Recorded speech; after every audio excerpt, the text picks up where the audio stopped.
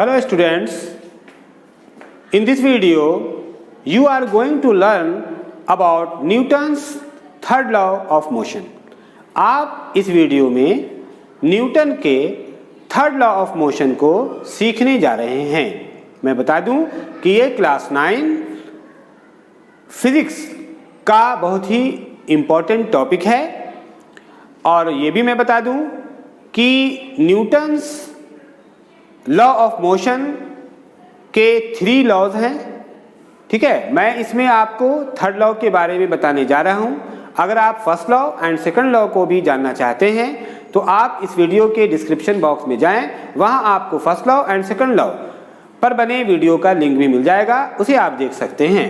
तो आप अगर पूरी तरह से इस लॉ को सीखना जानना चाहते हैं तो मेरे इस वीडियो को पूरी तरह से देखें। ओके, आइए समझें। देखिए यहाँ लिखा है Newton's third law of motion. Newton ने अपने थर्ड लॉ ऑफ मोशन में बताया action force and reaction force are equal in magnitude means value but they are opposite in direction. इसमें आप सबसे पहले जाने action force and reaction force किसे कहते हैं, तब आप इस लॉ को समझ पाएंगे। देखिए, मान लीजिए 2 ऑब्जेक्ट हैं, तो अगर एक ऑब्जेक्ट यानी फर्स्ट ऑब्जेक्ट, आप किसी को फर्स्ट मान लीजिए फर्स्ट ऑब्जेक्ट सेकंड ऑब्जेक्ट पे फोर्स लगा रहा है, तो फर्स्ट ऑब्जेक्ट के फोर्स को एक्शन फोर्स कहेंगे।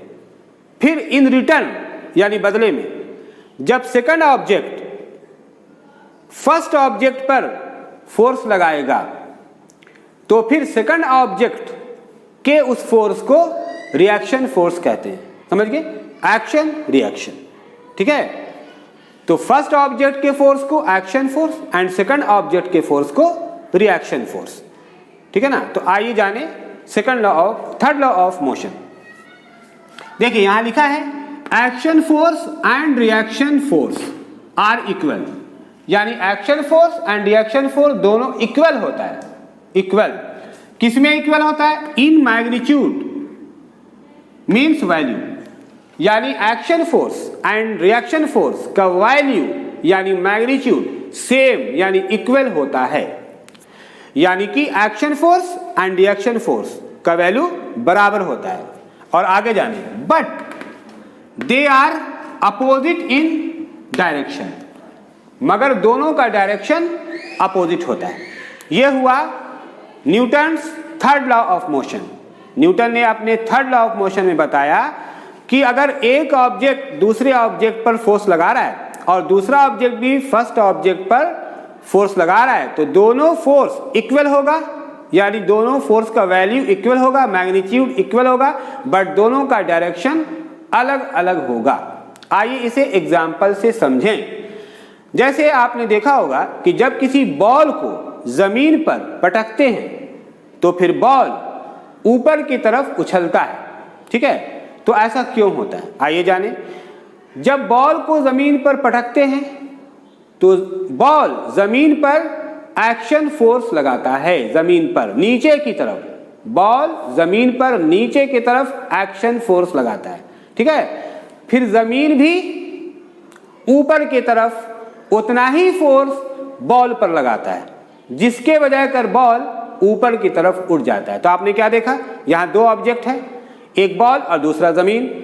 बॉल फोर्स लगा रहा है नीचे की तरफ और जमीन ऊपर की तरफ फोर्स लगा रहा है, और दोनों फोर्स इक्वल है लेकिन डायरेक्शन अलग अलग है। एक नीचे की तरफ लगा रहा है फोर्स और दूसरा ऊपर की तरफ। यह हुआ एग्जाम्पल। दूसरा एग्जाम्पल और जाने। जैसे आपने देखा होगा कि जब भी कभी हेलीकॉप्टर उड़ने वाला होता है तो सबसे पहले उसका पायलट उसके विंग को, ठीक है, यानी कि उसके पंखे को स्टार्ट करता है, यानी ऑन करता है। तो जैसे जैसे फैन मूव करता है वैसे वैसे हेलीकॉप्टर ऊपर जाने लगता है। क्यों? इसलिए कि हेलीकॉप्टर का फैन जब मूव करता है, ठीक है, तो moving fan of helicopter air को नीचे की तरफ दबाता है यानी एयर पर नीचे की तरफ फोर्स लगाता है, तो एयर भी क्या करता है, उतना ही फोर्स हेलीकॉप्टर पर ऊपर की तरफ लगाता है, जिससे हेलीकॉप्टर ऊपर उठता है। तो आपने देख लिया यहां पर भी इक्वल फोर्स है एंड डायरेक्शन अपोजिट है। और इसी तरह से जब हेलीकॉप्टर को नीचे आना होता है तो फिर क्या होता है, सबसे पहले उसके विंग को यानी फैन को धीरे धीरे ऑफ किया जाता है, जिससे क्या होता है, जिससे ये होता है कि ना हेलीकॉप्टर नीचे की तरफ फोर्स लगाता है और ना ही एयर ऊपर की तरफ फोर्स लगाता है, जिससे धीरे धीरे हेलीकॉप्टर नीचे आने लगता है। ठीक है, यह हुआ 2 एग्जाम्पल। तीसरा एग्जाम्पल और भी है। तीसरा एग्जाम्पल है कि जब गन से हम शूट करते हैं, गन से, ठीक है, तो फिर वहां पर क्या होता है कि गन बुलेट पे आगे की तरफ फोर्स लगाता है, तो बुलेट भी उतना ही फोर्स गन पर पीछे की तरफ फोर्स लगाता है। तो क्या देखा आपने, गन भी फोर्स लगा रहा है बुलेट पे, तो गन का फोर्स जो बुलेट पे लगता है वो एक्शन फोर्स हुआ, और बुलेट का फोर्स जो गन पे लगता है वो रिएक्शन फोर्स हुआ, और दोनों फोर्स इक्वल होता है। ठीक है, लेकिन डायरेक्शन अपोजिट।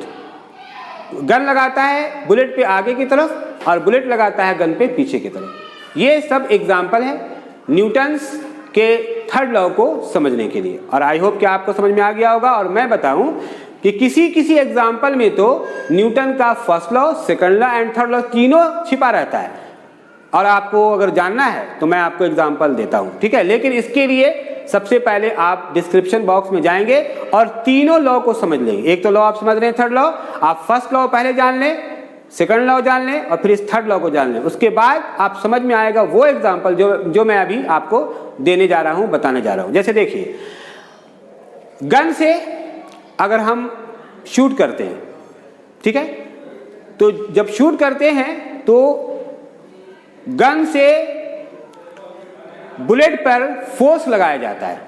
तो जब तक हम फोर्स नहीं लगाएंगे गन से बुलेट पे, तब तक बुलेट ब्लास्ट नहीं होगा, आगे की तरफ नहीं जाएगा, कोई वर्क नहीं होगा। इससे क्या पता चलता है, इससे पता चलता है कि जब तक आप फोर्स नहीं लगाएंगे, ठीक है, तब तक कोई वर्क नहीं होगा। यह हुआ न्यूटन का फर्स्ट लॉ। न्यूटन ने अपने फर्स्ट लॉ में यह बताया कि अगर कोई भी वर्क आप करना चाहते हैं, ठीक है, किसी भी ऑब्जेक्ट के स्टेट को बदलना चाहते हैं, ठीक है, तो फिर आपको फोर्स लगाना होगा। ठीक है, यह हुआ फर्स्ट लॉ। सेकंड लॉ भी इसी में है और थर्ड लॉ भी इसी में है। पहले थर्ड लॉ को समझाएं, जो समझ भी चुके हैं कि जैसे ही आप शूट करते हैं तो फिर गन बुलेट पर एंड बुलेट गन पे इक्वल एंड अपोजिट फोर्स लगाता है। ये तो आप समझ ही गए। तो देखा, फर्स्ट लॉ भी है और थर्ड लॉ भी है। एंड सेकंड लॉ कैसे है, सेकंड लॉ ऐसे है कि आप सोचेंगे कि जब गन बुलेट पे एंड बुलेट गन पे इक्वल फोर्स लगा रहा है तो बुलेट बहुत दूर चला जाता है एंड गन सिर्फ पीछे ही झटका देता है। ऐसा क्यों, गन भी बहुत पीछे क्यों नहीं चला जाता है जितना आगे जाता है बुलेट? तो इसका रीजन ये है कि फोर्स तो इक्वल है, यानी जितना फोर्स बुलेट पर लग रहा है उतना ही फोर्स गन पर भी लग रहा है। लेकिन यहां देखने वाली बात यह है कि गन का मास यानी वजन बहुत ज्यादा है, ठीक है, और बुलेट का मास यानी वजन बहुत कम है। तो न्यूटन ने अपने सेकंड लॉ में बताया कि अगर मास ज्यादा रहेगा तो रफ्तार कम हो जाएगा, और मास कम रहेगा तो रफ्तार ज्यादा हो जाएगा। तो क्या देखा ये कि जब गन का मास ज्यादा है यानी वजन ज्यादा है तो रफ्तार कम है, यानी थोड़े रफ्तार से पीछे झटका देता है। और बुलेट का मास बहुत कम है गन के मुकाबले, गन के कंपैरिजन में, तो फिर बुलेट की रफ्तार बहुत ज्यादा है, यानी वो ज्यादा दूरी तय करता है, ज्यादा डिस्टेंस कवर करता है। तो आपने क्या देखा, इस एग्जाम्पल में न्यूटन का first law, second law and third law तीनों है। ठीक है, और इसे अगर अच्छे से समझना है तो आप मेरे सारे वीडियोस को देखें तो आपको बिल्कुल क्लियर समझ में आ जाएगा। और आपको देखना भी चाहिए हर एक वीडियोस को, क्योंकि ये फिजिक्स का बहुत ही इंपॉर्टेंट टॉपिक है। ठीक है, अगर आप 9th क्लास के स्टूडेंट हैं तो मेरे इस सारे वीडियोस को देखें, इस वीडियो को भी, और डिस्क्रिप्शन बॉक्स में जो भी वीडियोस का लिंक है उसे भी क्लिक करके जरूर देखें। तो अगर आपको वीडियोस समझ में आता है, वीडियोस में सारी बातें समझ में आ गई, तो फिर आज आप इस वीडियो को ज़्यादा से ज़्यादा लाइक करें और ज़्यादा से ज़्यादा शेयर करें। ओके।